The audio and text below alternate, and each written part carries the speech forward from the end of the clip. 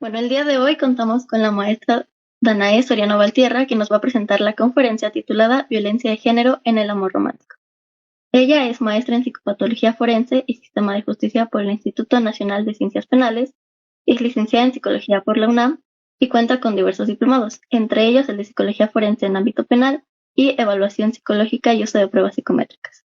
Asimismo, es docente de la licenciatura en Psicología por la Facultad de Estudios Superiores Iztacala, donde forma parte de la Red de Estudios de Violencia Escolar y coordina el programa de acompañamiento a la diversidad sexual. Tiene más de 10 años de experiencia como terapeuta clínica con perspectiva de género, enfocada en la atención especializada en mujeres víctimas de violencia, delitos sexuales y población de la diversidad sexual. Bienvenida, maestra, es un gusto contar con usted en este video. Muchísimas gracias, Cintia. Muchísimas gracias a todos y a todas. Es un gusto para mí poder hablar el día de hoy con un tema tan relevante, ya que estamos pues rumbo al 8 de marzo. El día de hoy vamos a hablar de un tema que me parece importante en las relaciones personales y que tiene que ver con la violencia de género y cómo esta violencia se gesta en los procesos de amor, de enamoramiento y de relaciones de pareja. Para ello, me voy a permitir compartir con ustedes algunas diapositivas que me van a ir guiando, pero que también a ustedes visualmente les van a ir apoyando. Primero que nada, me gustaría que empezáramos por hablar de qué es el amor y cómo es que surge el amor. El concepto de amor como tal, pues tiene muchísimos años ya en boga, pero ya desde tiempos de Aristóteles se asumía que el amor tenía que ver con sentimientos y condiciones relacionadas al corazón. Sin embargo, hoy en día se sabe con muchísimo detalle que el amor no se origina precisamente en el corazón, sino más bien en el cerebro, en una parte muy específica que se llama el sistema límbico. El amor es una de las emociones más importantes en nuestra evolución personal. Además, es una de las formas en las que nos relacionamos con otras personas y actuamos de manera psicofísica cuando nos enamoramos. Este enamoramiento nos sacude, nos invade, nos llena de emoción y además, generalmente cuando nos encontramos enamorados, pues estamos como sumergidos en una etapa de muchísima euforia y muchísima felicidad. Vamos a ir viendo cómo es que se van a ir dando estos procesos.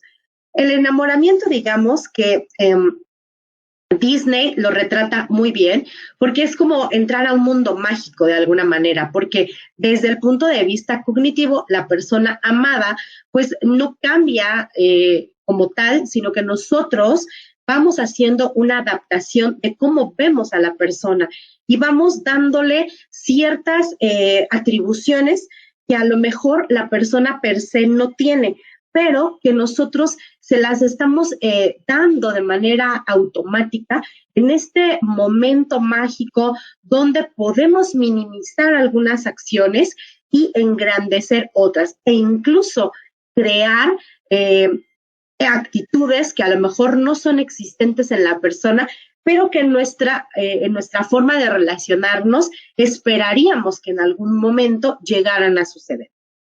Con el tiempo, lo que se modifica es la interpretación de esta información sensorial.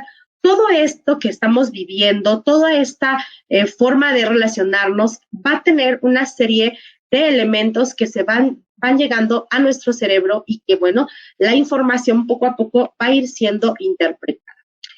Estos fenómenos, esta forma de relacionarnos, va a ocurrir funcionalmente en el lóbulo prefrontal y de manera muy específica en la amígdala. Ahorita vamos a decir por qué es tan importante hablar de todos estos elementos neurológicos, porque finalmente podrían ustedes preguntarme, ¿y qué tiene que ver todo esto con el amor y el romanticismo y la violencia? Ahorita vamos a ir para allá.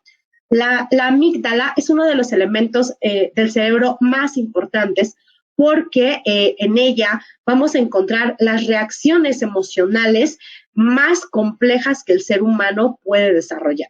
Dentro de esta amígdala vamos a encontrar al hipotálamo y al sistema endocrino, que de alguna manera va a darle toda esta regulación emocional a nuestro organismo. Entonces, Cuando nosotros decimos que estamos muy enamorados y que tenemos mariposas en el estómago, pues en realidad lo que está pasando es que nuestra amígdala está muy emocionada y nuestro sistema endocrino está trabajando al 200%.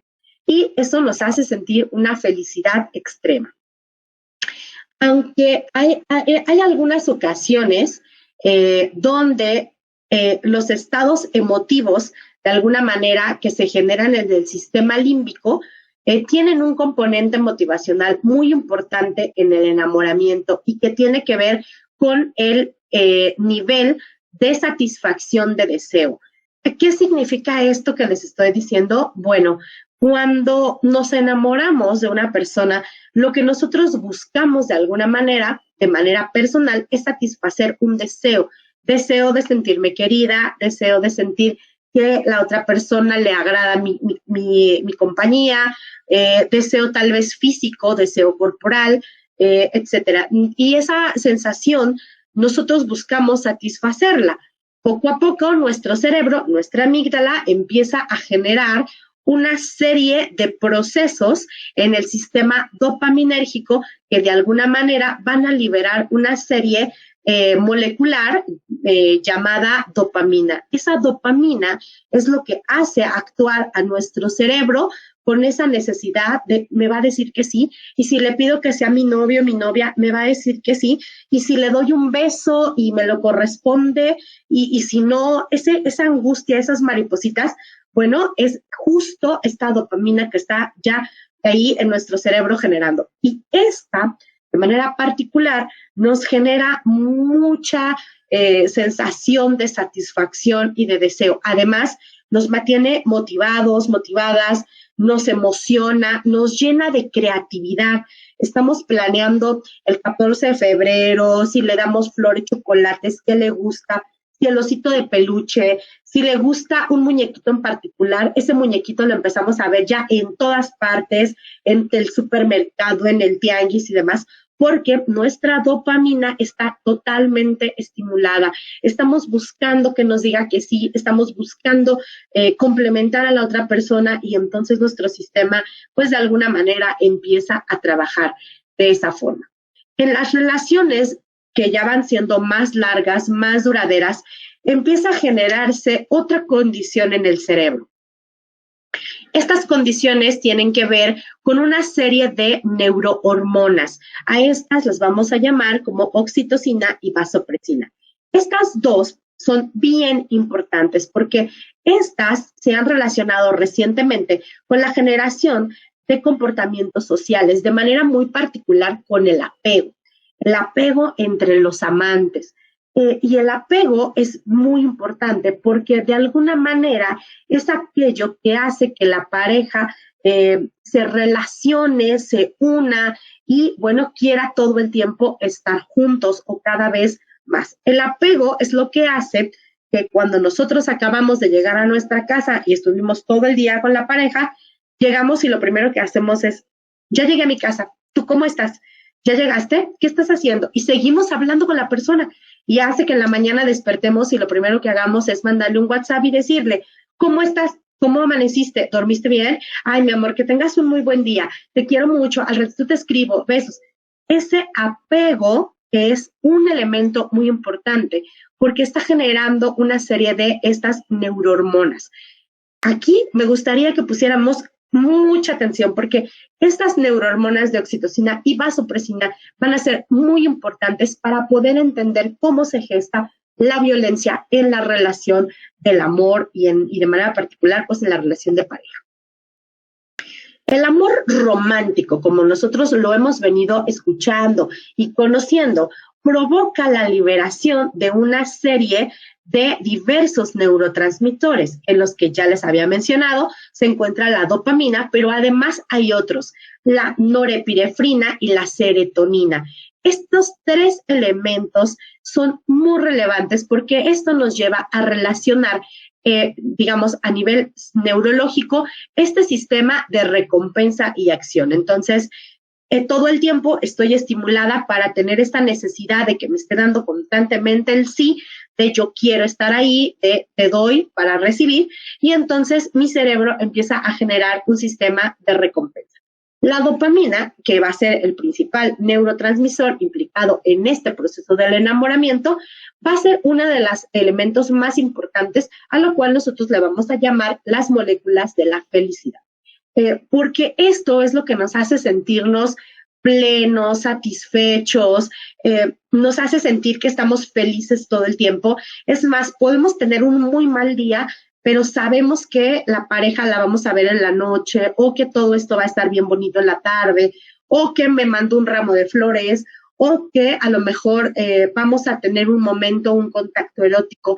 Y esto genera en mí un estado de bienestar, un estado de paz, de tranquilidad. No sé si a ustedes les ha pasado, pero cuando entran a una relación de pareja, los amigos, las amigas, les dicen cosas como, ay, como que brillas, como que estás muy contento, muy contenta, como que te ves muy bonito, como si tuvieras mucha luz. Claro, porque estas moléculas de la felicidad están todo el tiempo, constantemente en nosotros y nos hacen sentir, no solamente nos hacen sentir bien, sino que también nos hacen ver bien.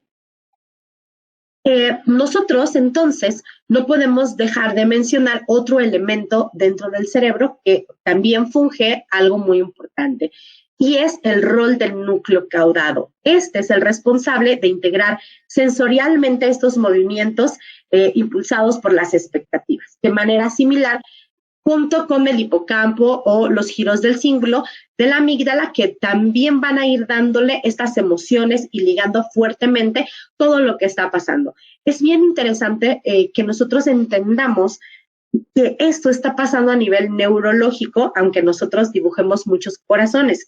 Y cómo es que esto va a ir poco a poco generando el apego. Este apego que ya les hablaba hace un ratito, pues de alguna manera es lo que va a forjar esta relación. Y yo les voy a poner mucho estas imágenes de cerebro y corazón porque me encantan, se me hacen muy divertidas y además representan muy bien esto que yo les estoy mencionando, ¿no? El amor entonces parece estar fomentado por la oxitocina y la vasopresina.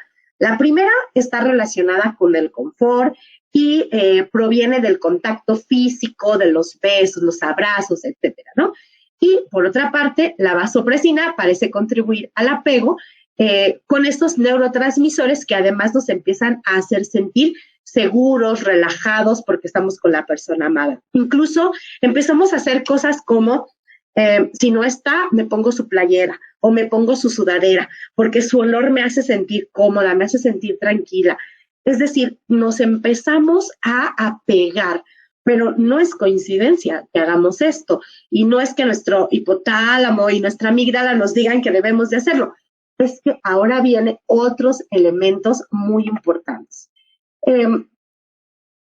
Digamos que el enamorado que está siendo correspondido va a tener una necesidad constante e inmediata de reactivar ese sistema nervioso de recompensa todo el tiempo. Y entonces nosotros lo que vamos a hacer es estarle mandando mensajitos cada ratito para saber que sí nos sigue queriendo y generando un apego todavía mucho más fuerte. Aquí es donde empiezan los problemas, porque de alguna manera, perdón, se empieza a convertir en una necesidad muy compulsiva y que además esta necesidad va a estar reforzada por otros elementos sociales. Nuestro cerebro está teniendo esta compleja necesidad constante de sentir que la persona está ahí, de sentirnos amados, de sentirnos queridos. Pero el elemento social que vamos a ver ahorita es lo que va a hacer tan compleja la situación. Ahora bien, el amor romántico que nosotros ya hemos venido conociendo se fundamenta principalmente en las creencias de las relaciones de pareja, porque estas creencias promueven actitudes, expectativas y roles. Entonces, la forma que yo les decía que empieza a ocurrir en el cerebro, que empieza a ser imperiosa y compulsiva, tiene que ver con estas expectativas y estos roles, y que además aprendimos desde que éramos infantes. Disney se encargó muy bien de ayudarnos a hacer todo este fomento cultural, con películas como La Bella y la Bestia, Cenicienta, Blancanieves, que además a lo mejor no son las películas que nuestras infantes y adolescentes ven el día de hoy, pero sí son con las que nosotros crecimos. Y si a eso le agregamos la música con la que hemos crecido escuchando a través de los años, esos boleros románticos donde nos dicen que el amor es desgarrador y tiene que doler para que sea un amor verdadero. Y las películas, por ejemplo, las películas del cine de oro, donde eran trágicos, romances tremendos o historias que han ido repitiendo y repitiendo a través de diferentes cines, como por ejemplo la clásica historia de Romeo y Julieta, de uno pobre, otro rico, que no pueden estar juntos, pero que al final terminan luchando y hay alguien muere y demás, que se ha ido repitiendo y repitiendo en diferentes escenarios. Entonces empezamos a generar ciertos roles y empezamos a esperar que el amor o el romance que yo tengo empiece a convertirse en eso.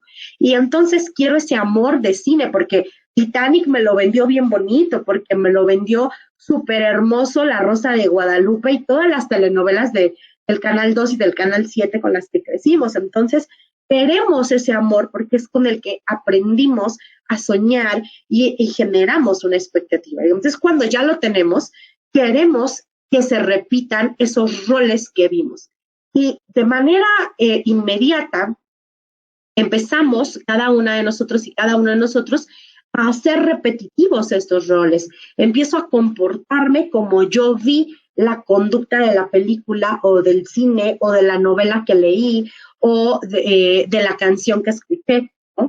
Por ejemplo, hace un tiempo estaba escuchando nuevamente una playlist de Luis Miguel, ¿no? Y había una canción que me llamaba mucho la atención, como de la vulnerabilidad de estos romances trágicos otra vez, y yo les invito a que pongan una playlist de Luis Miguel, con quien muchas y muchos hemos crecido, y escuchemos otra vez cuáles son estos roles e ideas románticas con las cuales se fundaron estos amores, ¿no?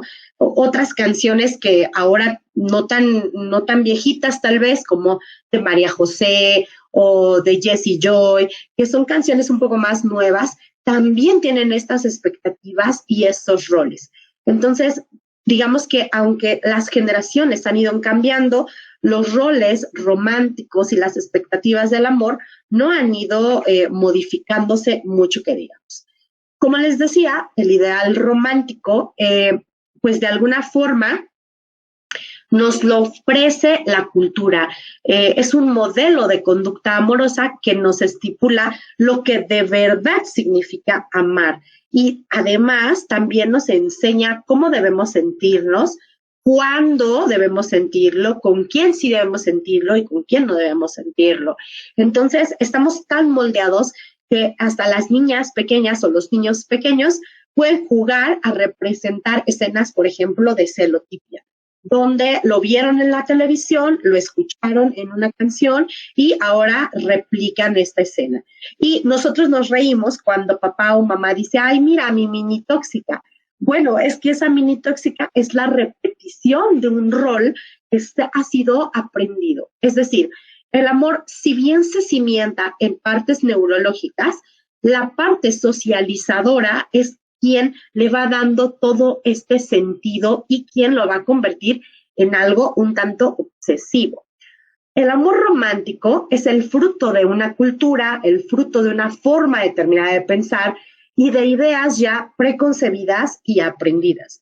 No es lo mismo enamorarnos aquí en la Ciudad de México, donde yo vivo, que enamorarme, por ejemplo, en Chiapas, en Oaxaca, o enamorarme en el extranjero, como por ejemplo en un país europeo como España, o enamorarme en un país islámico, por ejemplo, porque cada uno de estos lugares tiene una cultura diferente y tiene roles establecidos que de alguna manera van fundando los elementos de su cultura y que también nos van indicando qué cosas se permiten en esa relación y qué cosas no se permiten en esa relación.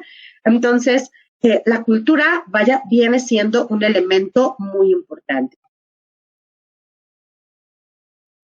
Aquí entonces vamos a hablar rápidamente cómo la cultura empieza a generar en nosotros una serie de roles sexuales y roles de género que desde que somos infantes e incluso desde antes de nuestro nacimiento empezamos ya a recibir. Por ejemplo, ahorita está muy en boga esto de la revelación del sexo del pequeño a la pequeña. Entonces, hay toda una fiesta donde se revela el sexo y todo se viste de color rosa o de color azul. E incluso es muy difícil encontrar como tonalidades neutras. Hace algunos días estábamos organizando un baby shower para una amiga y ella no quería saber cuál era el sexo de su bebé, quería que fuera sorpresa. Y nos encontramos que a la hora de comprar todos los materiales para hacer el baby shower, todo era o rosa o azul. Entonces, fue muy complicado encontrar cosas en tonalidades verdes o lilas que no permitieran este tipo de roles de alguna manera, ¿no? Cuando nosotros, digamos, vamos a nacer, ya tenemos per se una serie de expectativas que nos están esperando. Mamá, papá, tíos, primos, ya están pensando qué vamos a hacer, si es niña, si se va a parecer a quién, a qué va a jugar, si va a querer ser doctor, doctora, si va a ser el abogado, como toda la familia son abogados, etcétera, ¿no? Entonces, de alguna manera, hay una serie de representaciones que la cultura nos va a ir fomentando todo el tiempo. A eso le asumimos las creencias que heredamos condicionalmente de manera parental y también la educacional y la sociocultural, porque una vez que llegamos a la escuela, también ahí se representan otra vez estos roles. De entradita en la escuela, fórmense niños, fórmense niñas. Sepárense, las niñas con falda, los niños con pantalón, y así podemos ir sumando una serie de condicionantes y de elementos que van formando estos roles sexuales y roles de género.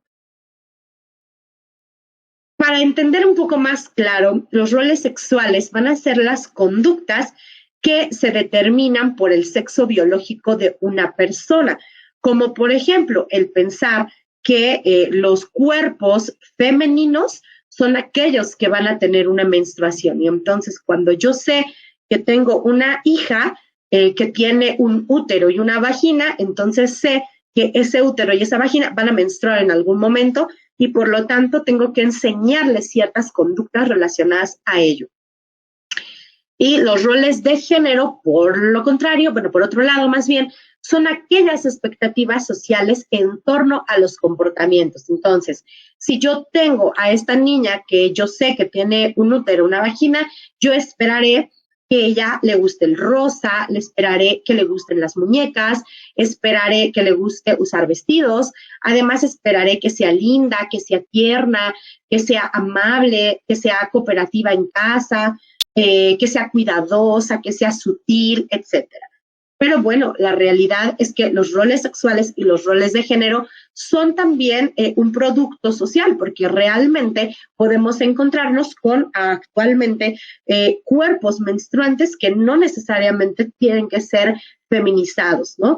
Y roles de género que no necesariamente son femeninos o masculinos. Es decir, que yo puedo encontrarme a una persona cuyo cuerpo tiene un útero y una vagina y menstrua, pero su conducta es completamente masculina, se viste como varón, actúa como varón y se representa dentro de las construcciones de la masculinidad.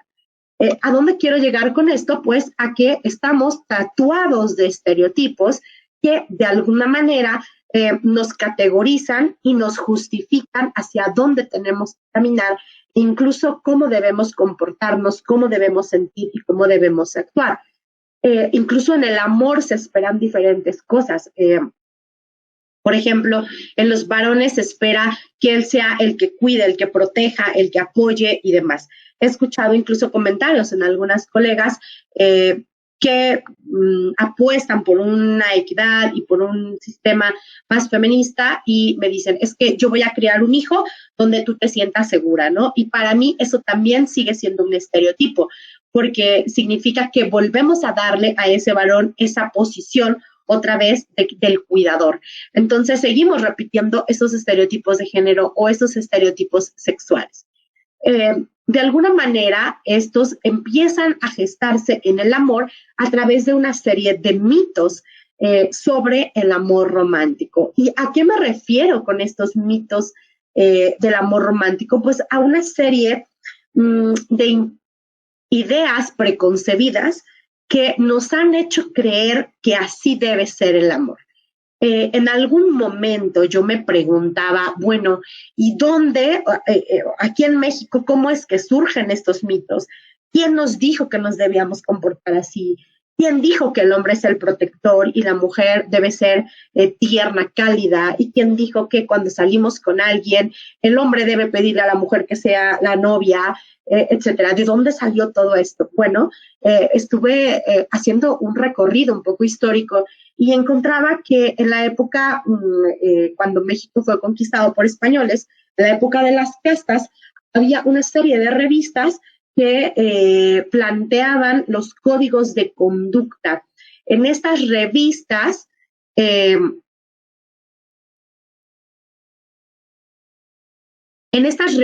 aparentemente, lo que ocurría era que se describía cómo debían comportarse los hombres y cómo debían comportarse las mujeres frente a la sociedad. Entonces, pasaban cosas como dónde a los parques a los que iban las mujeres, en qué sentido del parque debían caminar las mujeres que estaban buscando una pareja y que eran solteras, y en qué sentido debían caminar los hombres, cómo debían acercarse los hombres, etcétera. Y poco a poco estas revistas, estas pequeñas revistas, fueron aumentando como en estos códigos de conducta que con el tiempo se convirtieron en estos estándares de relacionarnos. Dentro de estas ideologías y creencias del amor, existen algunas ideologías que yo podría mencionar como un bloque, pero que de este se desenvuelven otras más. De la primera que voy a hablar es de esta que hemos escuchado probablemente con frecuencia, y es que el amor todo lo puede. Yo recuerdo mucho cuando yo era pequeña, cuando yo era infante, estar viendo la TV con mi familia a la hora de la comida o de la merienda, y generalmente estaba en la televisión alguna telenovela o alguna serie de televisión abierta, y recuerdo bastante estas telenovelas donde decían que pues justo que el amor podía todo, ¿no? Que ese personaje o esa pareja tenían que librar todos los 400 capítulos que duraba la telenovela de amor, porque al final su amor iba a poder con las villanas, con todas las maldades del mundo, e incluso con que él o ella tuvieran algún conflicto, ¿no? Y que de alguna manera el amor era triunfante. Recuerdo haberlo escuchado también en películas, en música, en canciones, que justo hablaban de estos elementos que complementan a esta idea de que el amor todo lo puede. Por ejemplo, la falacia del cambio por amor. Es que si él me ama, va a cambiar. Las personas cambian. Y entonces la persona puede estar cometiendo una serie de acciones violentas, pero la receptora dice, va a cambiar porque me ama. Es que Disney me lo enseñó. Es que La Bella y la Bestia cambió por Bella, porque la amaba, por su amor. Y entonces, fíjense cómo empezamos a darnos una idea de que este amor todo lo puede. Y si regresamos a lo que yo les decía al inicio de los elementos químicos del amor, entonces nos vamos a dar cuenta cómo esta oxitocina y esta vasopresina de la que yo les hablaba hace rato está aquí presente, porque entonces mi cerebro quiere esa aceptación, quiere ese sí, quiere ese apego del que yo hablaba, quiere ese contacto, ese contacto físico, y entonces empiezo a pensar cosas como esta. Va a cambiar por mí. Es que ahorita a lo mejor es un poco inseguro y es un poco inmaduro, pero va a cambiar. Otra es este mito de la omnipotencia del amor. es que el amor es lo más grande del mundo y va a poder con todo. Y entonces ese todo a veces es muchísimo más de lo que se pudiera realizar. Otro es la normalización de los conflictos. ¿Y cómo? Es que empezamos a normalizar que la persona con la que estamos pudiera de alguna manera ejecutar con nosotros una serie de estrés, de relación conflictiva, y empiezo a normalizar cosas como, ya llegué, ya estoy con mis amigos, preferiste a tus amigos y no a mí. Y entonces empiezo a normalizar que cada vez que salgo con mis amigos, mis amigas, mi pareja entra como en un conflicto con ello. Y empezamos a discutir. Es más, ya sé que el precio de irme con mis amigos es que mi pareja se va a enojar y entonces no le digo. O si se entera y ando con las amigas, por favor no subas una foto a Instagram, por favor no subas una foto a Facebook. No, a mí no me tomes foto. O definitivo, no salgo, porque entonces evito este conflicto y ya no, porque ya sé que esto va a pasar y como no quiero que ocurra, entonces mejor no lo hago. Fíjense cómo empezamos a normalizar cosas. Otra es la creencia de que los polos opuestos se atraen y se entienden mejor. Y entonces, buscar una persona que sea opuesta a mí, pero que a lo mejor no tengamos cosas en común, puede ser lo que haga que funcione, ¿no? El mito de la compatibilidad del amor y el maltrato, y que lo escuchas desde que los pequeñitos están en la escuela. Ay, mi niña, es que así los niños demuestran su amor. Es que los niños no saben cómo decir te quiero y por eso te pega. Es porque le gustas, por eso te jaló el cabello, por eso te levantó la falda, porque tú le agradas, seguramente quiere ser tu novio. Qué difícil es esto, ¿no? La creencia de que el amor verdadero va a aguantar todo. Y esta idea, hasta los dichos, me recuerdan cuando escuchamos frases como, es que es la cruz que te tocó llevar, hija. Bueno, pues es que así es tu abuelo, así lo amo yo. Bueno, es que así es tu papá, es su manera de querer, es que así me quiere. Y entonces empezamos a creer pues que ese amor tiene que aguantarlo. Bueno, pues mi mamá sí aguantó a mi papá, pues entonces yo también tengo que aguantar a mi pareja. Y empezamos a normalizar otra vez que el amor debe resistirlo. E incluso pueden empezar manipulaciones como decir, es que si no me amas, si dices que me amas, entonces ¿por qué más es esto? O entonces no me amas tanto como dices. O entonces el amor que dices sentir no es suficiente porque si fuera suficiente podría con esto. Si fuera amor real, amor verdadero, no terminaríamos, etcétera. Y vamos viendo cómo empieza esta falacia, ¿no? Otro mito importante es pensar que el amor verdadero está predestinado. Y este mito es tremendo porque lo escuchamos desde la abuela cuando decía, ay hijo, siempre hay un roto para un descosido. Es que vas a encontrar tu media naranja algún día.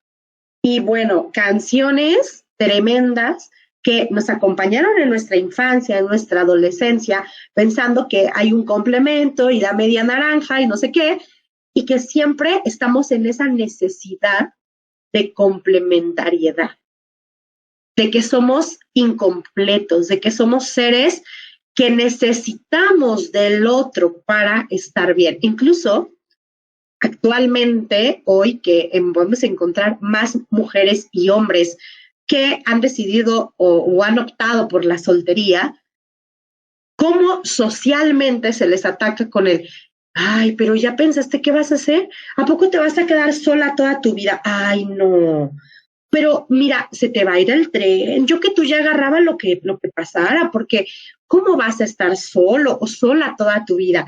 Esa presión de la complementariedad es muy complicada y además socioculturalmente es una presión que nos genera una necesidad de buscar todo el tiempo. Y además, actualmente, las redes sociales nos invaden con cosas como tipos de aplicaciones para encontrar la pareja o tipos de relaciones de pareja, y entonces nos encontramos con un montón de aplicaciones como Tinder, como Grindr, que te pueden aparentemente ayudar a encontrar esa media naranja o la complementariedad que necesitas.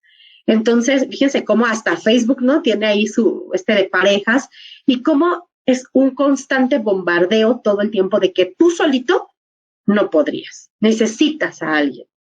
Y eso nos lleva entonces a pensar en este razonamiento emocional de distorsión cognitiva que guarda la relación de la idea de que cuando estamos enamorados de esa persona, pues esa persona a lo mejor es la peor del mundo, todo el mundo nos dice, no, amiga, mira, date cuenta que ahí no, pero esta distorsión cognitiva de, no, es que si ustedes lo conocieran como yo lo conozco, es que si ustedes le dieran la oportunidad, es que cuando está conmigo no es así. Es una distorsión cognitiva. La creencia de que solo vamos a encontrar un amor verdadero en la vida.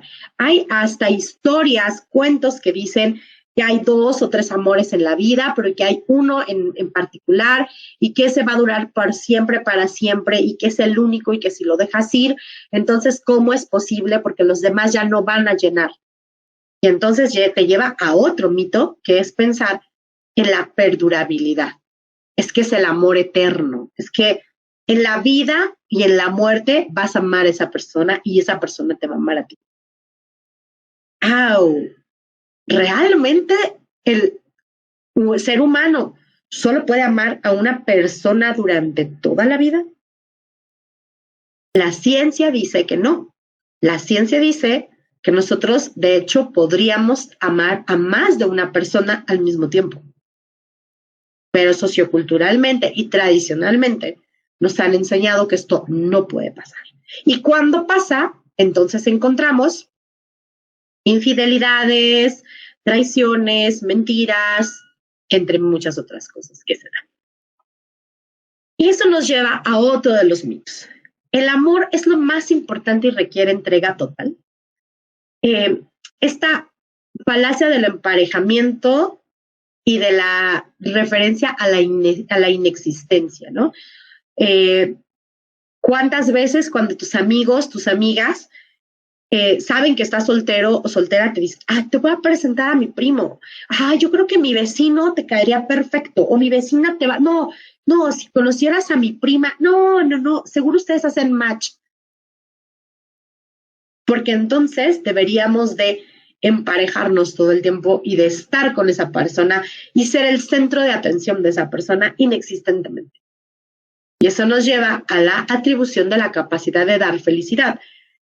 Creer que mi felicidad depende de mi pareja todo el tiempo. ¿Se imaginan qué tan fuerte es darle a una persona esa responsabilidad? Lo que la otra persona haga, diga, es lo que me va a dar a mi felicidad. Y entonces, mi independencia, ¿dónde queda? Y nos lleva a la falacia de la entrega total.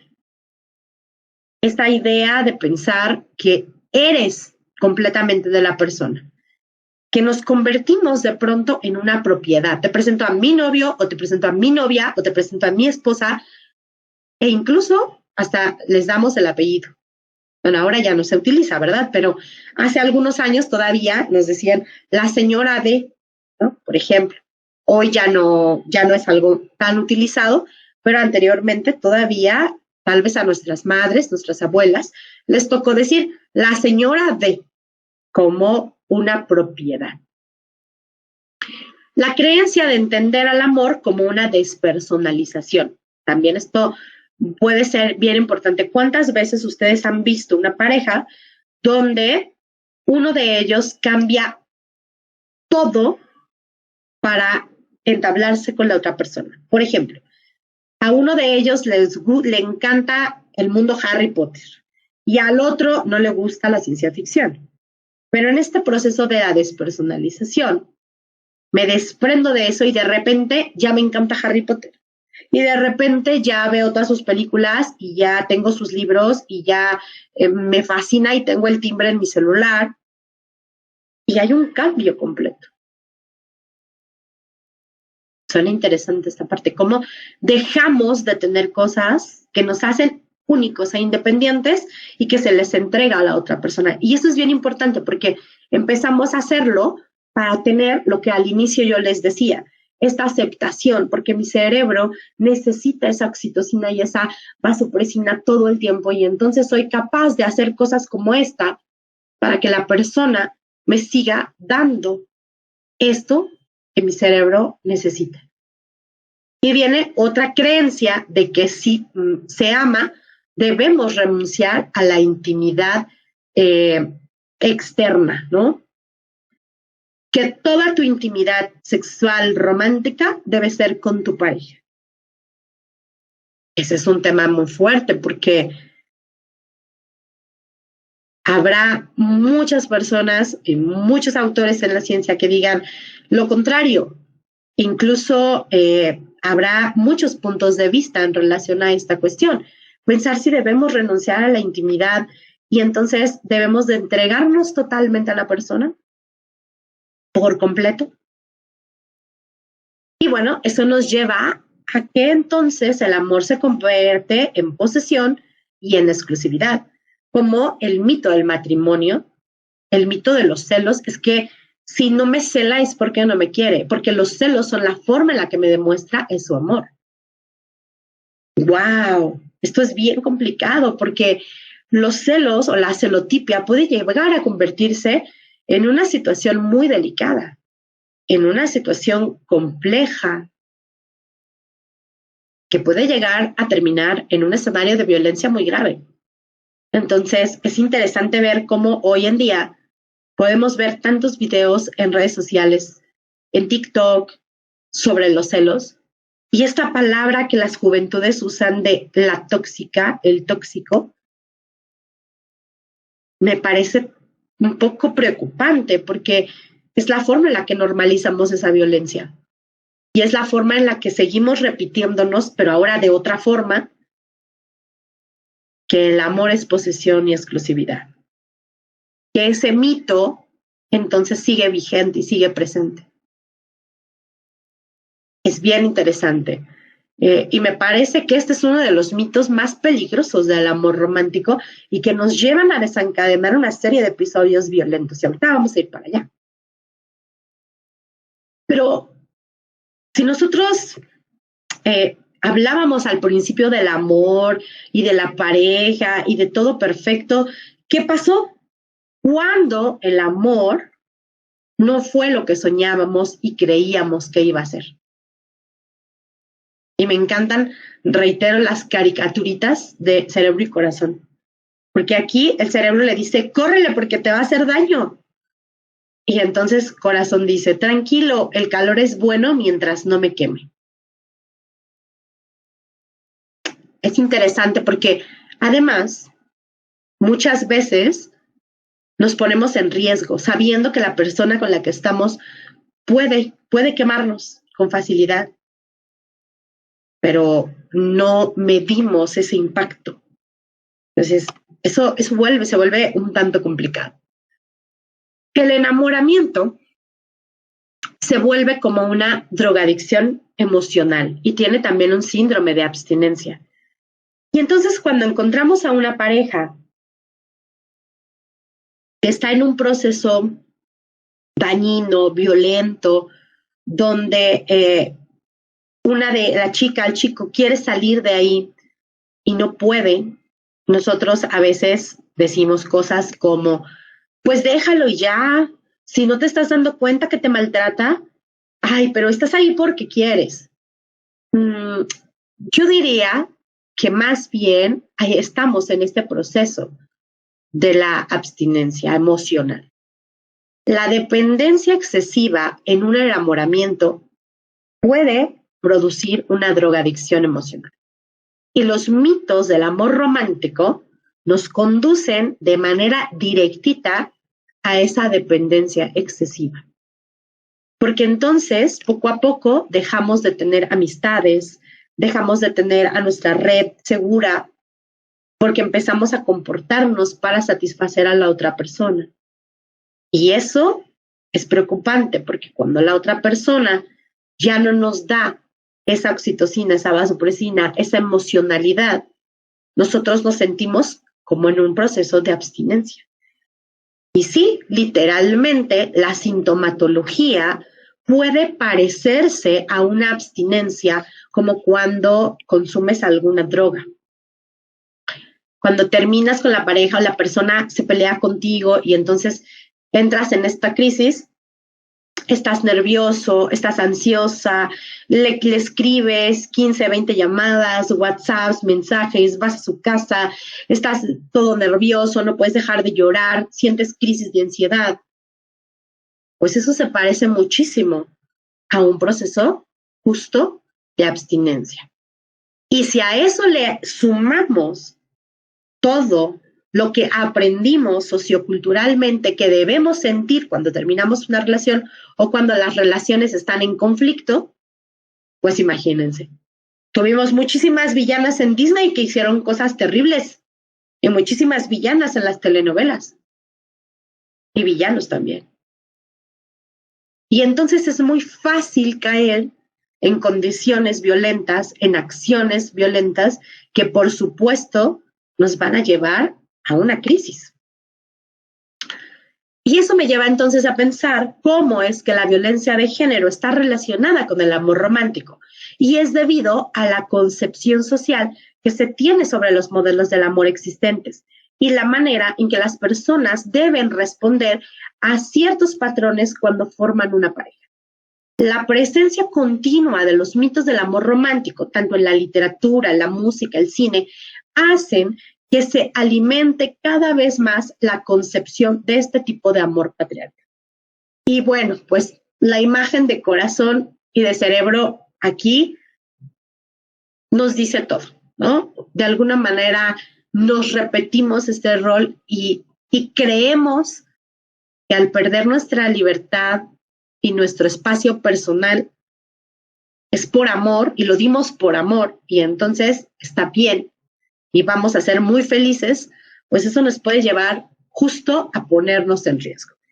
Y bueno, para entender qué es la violencia de género, primero tenemos que entender qué es la violencia.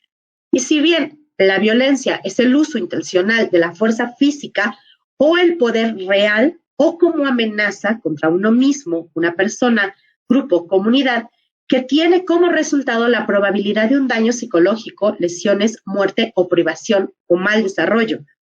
Por otro lado, la violencia de género se va a referir de manera particular a los actos dañinos dirigidos contra una persona o grupo de personas en razón de su género. Y su origen está en la desigualdad de género, en el abuso de poder y la existencia de normas dañinas. Cuando hablamos de violencia de género, vamos a encontrar violencias de género, pues de alguna manera visibles y otras no tan visibles. Algunas que son muy explícitas y otras que son sutiles, como por ejemplo los micromachismos, como el mansplaining, la anulación, que son formas bien sutiles de violencia de género y que no siempre se dan solo en la pareja, que a veces ocurre fuera de ella, en los grupos de trabajo, en los equipos, en los deportes, en la familia. Porque si habla el abuelo, todos se callan y escuchan.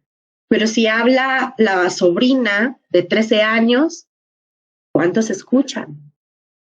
Entonces, vamos viendo cómo hay ciertas violencias muy sutiles que parecieran que no son reales, ¿no? Apenas hace un ratito vi un video que se llamaba el machostómetro, se llamaba. Es un video que hicieron en España unas chicas y les preguntaron a los hombres, en este machostómetro, ¿cuánto tú considerarías que eres machista? Y entonces algunos les dicen, yo estoy en el nivel 3, yo en el 2, y así.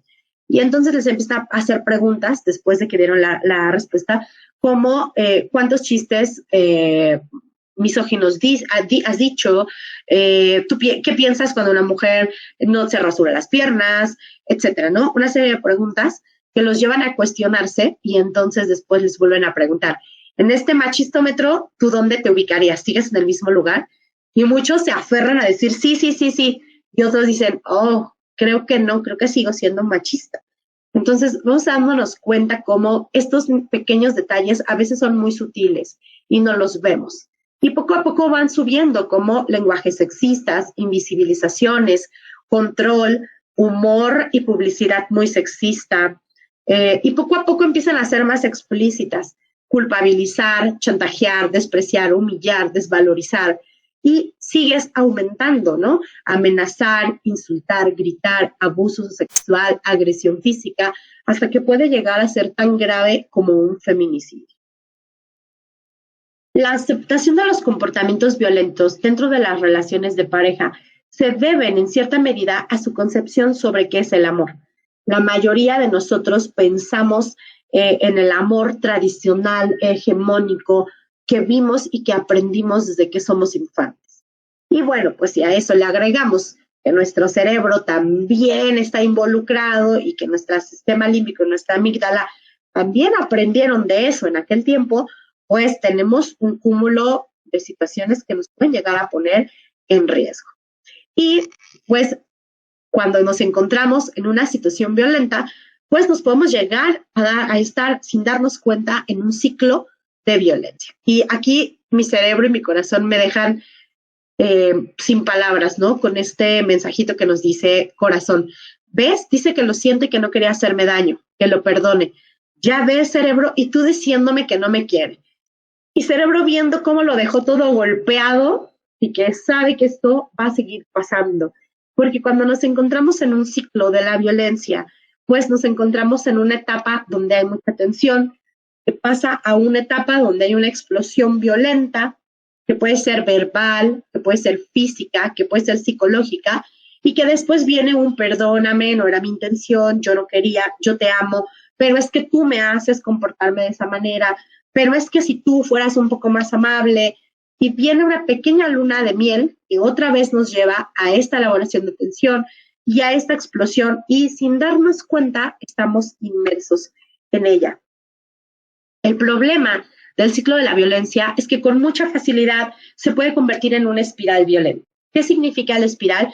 Pues que poco a poco la acumulación de tensión va a ir desapareciendo y las etapas de luna de miel también. Y entonces va a llegar un momento en que vamos justo como una espiral hacia abajo y donde nos vamos a encontrar solo con momentos de explosiones violentas y que van a ir aumentando. Si eran psicológicas y verbales, ahora van a ser físicas y así sucesivamente. Y eso nos lleva a una situación de crisis y donde somos sumamente vulnerables. Pero a eso le agregamos que en etapas anteriores de esto, nosotros cedimos todo en estos mitos del amor y de pronto nos quedamos sin amistades, nos alejamos de la familia, nos quedamos sin sueños propios, sin ilusiones propias y entonces pues nos encontramos en una completa, pues de alguna manera, desesperanza. Y muchos podríamos decir, ay, pero ¿por qué no te vas de ahí? ¿Por qué no dejas a la pareja? Mira, es muy fácil. Bueno, es que no es tan sencillo. Es un proceso, como yo les decía, neurológico, donde el cerebro se encuentra en esta situación de emocional dependencia. Y Martin Seligman nos decía algo muy parecido para poder entender estos procesos. En un pequeño cuento donde él decía que un elefante en el circo, cuando era muy bebé, lo ataron a una silla. Y el elefante bebé jalaba y jalaba su patita y no podía liberarse.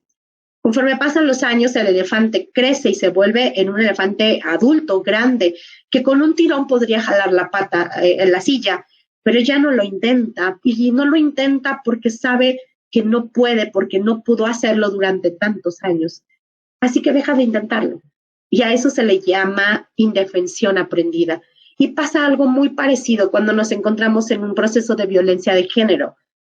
Socialmente, culturalmente, estructuralmente, nos lo han dicho tanto que hagan de cuenta que esa silla y esa cadena es esta sociedad, esta cultura, y aunque nosotros pudiéramos de un tirón salir de ahí, no va a ser tan sencillo. Y bueno, para esto entonces, pues nosotros necesitamos empezar a establecer una realidad diferente, una realidad más objetiva, más organizada, una realidad donde nos permita de alguna manera ir enfrentándonos a estas ideas patriarcales que nos han venido hablando de cómo el amor pues es de alguna manera el campo de batalla para la violencia de género y cómo podríamos hacer que poco a poco vaya desapareciendo, empezando primero pues por cuestionar y cambiar las imposiciones asociadas al género a través de los estereotipos, empezar a presentar programas de prevención de violencia de género desde las infancias hasta los adultos mayores, que también es importante. Y por supuesto, la reestructuración del amor de pareja inclusivo y no sexista, rompiendo con los mitos del amor romántico y buscando un amor en libertad, que creo que sería la opción pues más viable, ¿no? Pues yo dejaría hasta aquí mi presentación. Espero que haya sido de su agrado. Y bueno, pues no sé si hay algo más, Cintia.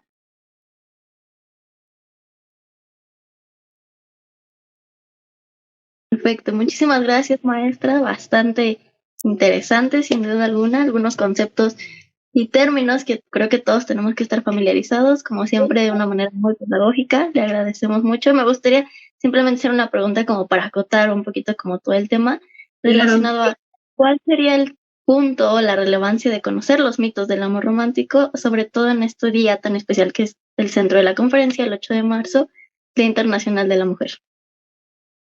Claro, y fíjate que es una pregunta bien interesante, Cintia, porque justo en este momento tan crucial que es el 8M, cuando, bueno, de manera continua que asisto a las marchas, tantas veces vemos madres llorando por sus hijas, la mayoría de ellas que fueron violentadas por la pareja,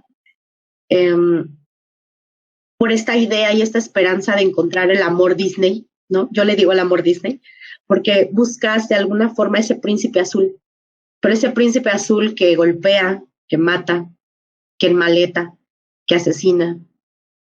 Y cómo esta estructura, esta creencia de la necesidad de que me tiene que complementar otra persona, nos puede llevar a ponernos tanto en peligro.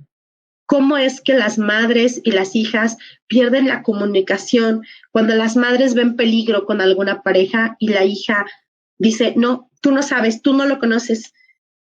Y cómo poder enseñar, cómo poder decir, a ver, esto es peligroso, a ver, vamos a analizar tu relación, el que te esté buscando todo el tiempo, el que te controle, el que te pida su ubicación todo el tiempo, el que no pueda salir ya ni con nuestra familia, qué tanto daño y cómo puedo ayudarte para salir de ahí. Y cada vez se repite más y más. Entonces se vuelve una justificación de la violencia de alguna manera. Y me parece que es bien importante conocerlo para prevenirlo y para hacer un cambio y para de alguna manera estar menos expuestas a los riesgos. Y también tener redes de apoyo.